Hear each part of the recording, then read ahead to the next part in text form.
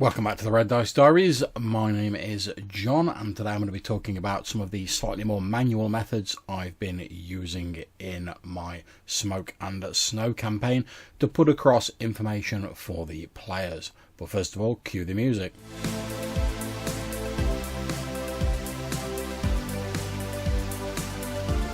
Okay, so I did an episode a while ago where I was talking about how I'd had a few problems with the VTT I was using then, and the sort of speed and lag and stuff like that, generally when changing maps or when using something a little bit more sort of processor intensive or that really chewed up my bandwidth.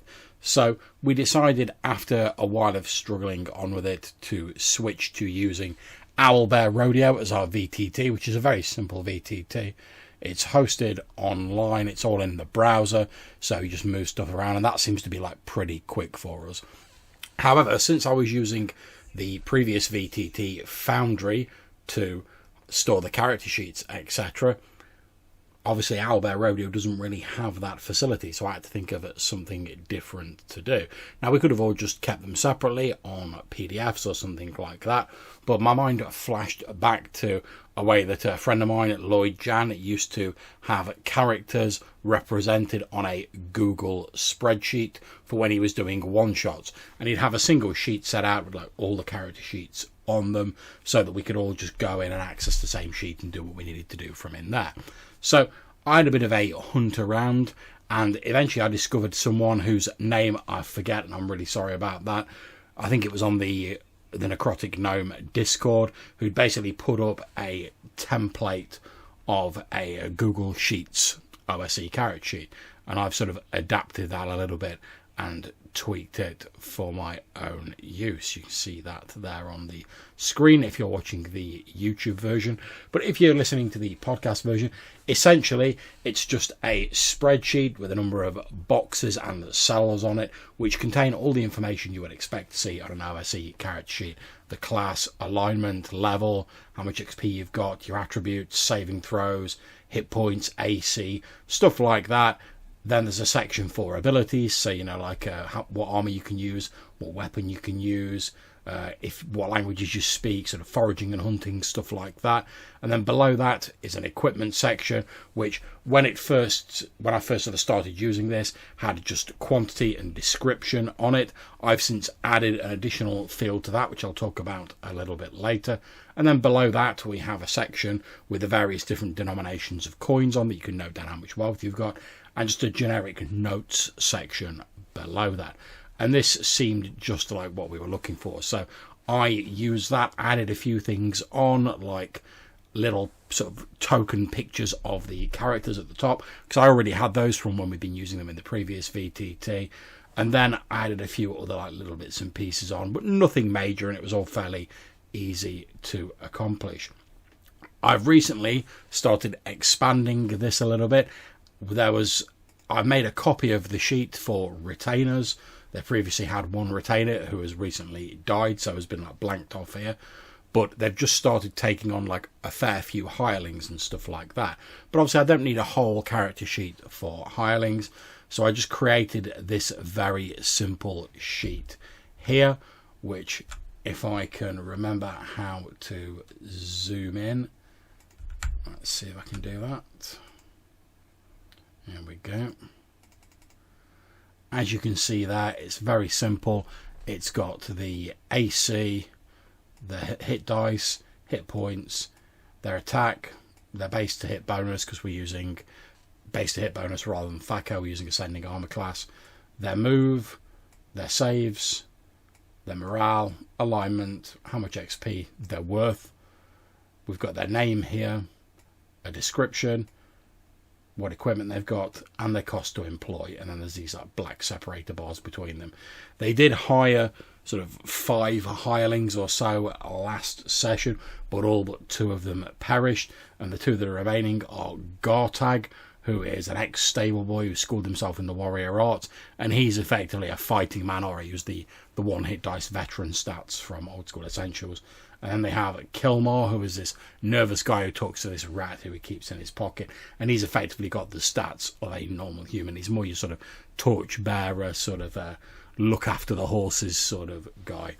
And I created all of those using the Meat Shields generator, which is the classic fantasy hireling and henchman generator, originally designed for Baramaze.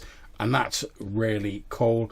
Basically, it costs 5 gold pieces per day to like try and hire people. You can pay an additional 5 gold pieces for a town crier if you want by ticking that. You select the size of the locale, a village or small town, or large town or city. Then you just click recruit hirelings, and it brings up a sort of quick list of different hirelings, giving them a name, type, race, hit points, their gender, weapons, armor, alignment, background, possessions and knowledge, notable features, and stuff like that. And you can click recruit more there, or you can page back to the original one. And I just used this. They're under a bit of time pressure in the scenario that we were doing, so I basically said to them, right, this first role, it takes you a day to do that. If you can carry on recruiting for as long as you want, but each time you do it, it's gonna take a day. So that sort of time that you've got is ticking away, and you're a bit up against it. And I think that's a good way of handling things like this, because realistically, there's nothing to stop the players spending like years just like recruiting like hundreds and hundreds of men. And if you've got all the time in the world, why not? You recruit as many people as you think you need. However, if you know you've only got like a couple of days, and like every day that passes your enemy's getting further away or the situation's getting more dire, then you have an interesting choice. At what point do you stop trying to recruit more people and go, right, we're just going to have to go with what we've got, and you just sort of like suck it and see, basically. And I like games where they have that element of choice in, where there's no real wrong answer. It's more about the players sort of making a decision based on the information they have at the time. So to go back to the Google Sheet, I'm just going to zoom out a little bit again. So there we go. The last thing I've added, which I've only done recently, is a special items tab, which you can see here.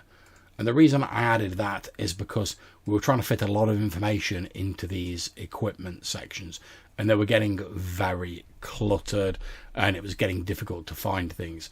So I thought, well, what's a way of me sort of still keeping information on items that we need, but also not clogging up these main sheets? So what I've basically done is, for items that need it, and not all of them do, for items that need a bit of extra information or that have some more to them, I've given them an item code, and that's just a 6-digit code starting at like 5 zeros and a 1, 5 zeros and a 2, 5 zeros and a 3, etc, etc. And I just worked my way through, sort of putting them in order of how they appeared on these character sheets. Any items that don't need additional information, like a dagger, which it's already got the damage written down, I've just put NA in there. And then on this special items tab, all we've got here is we've got filters, so you can search for specific things on there. And I've got the item code, the item name, a little description, any special powers if they're known, and the value if known. So let's say we're playing in a game, and obviously during the game all of the players have access to this. They can all use this and make alterations on it. So let's say during the game, Dave H, his character Quentin, he's like, oh, do you know what, I'm going to have he's like, oh, well, what does the Breath of Truth do again that I've got one of? He can just copy that reference number there, go to special items, Control F, paste it in, and there you go. It takes him straight to it, and he can go, Breath of Truth. It's a flask containing mixed holy water, garlic and silver flakes. It makes it difficult for changelings to hold an assumed shape when sprinkled with it. And we've got that little bit of information there.